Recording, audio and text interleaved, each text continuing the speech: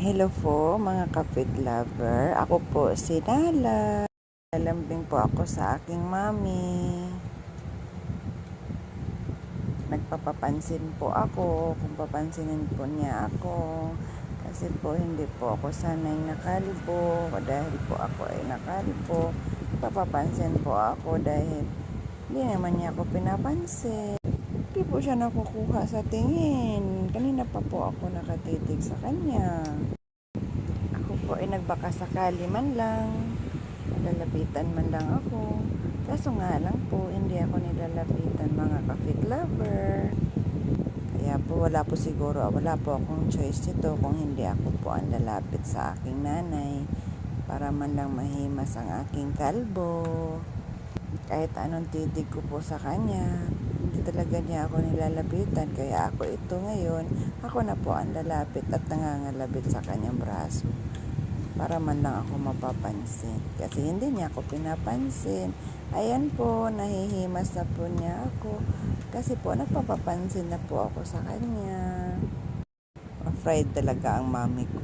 Kailangan talaga ako po ang lalapit para man lang mapansin lang ako. Ayun po, natutuwa na po ako dahil nahihimas na po ang aking batok.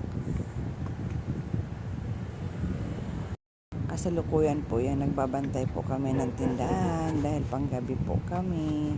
Sa araw po ay kami ay tulog. Kaya po ang hirap talaga po ng wala tayong buhok. Nakakapangit talaga po ng mukha. Ano po? Kaya po kayo mga kauri, pag kayo po kinakalbo, naku po, pwede na kayo magreklamo sa barangay para hindi po matuloy ang ating pagkakalbo po. Ang sarap po kaya ng may buhok po tayo ng mahaba. Nakakaganda po. Ako ay sinala. Maganda. Ngayon ay pangit na po ako kasi kalbo na po ako. Kaso lang po, hindi kami pwede magrereklamo pag once na kinalbo na po kami. Kaya wala na kaming magagawa. Hanggang ganito na lang talaga kami. Nakasalalay po talaga ang buhay namin sa nanay namin.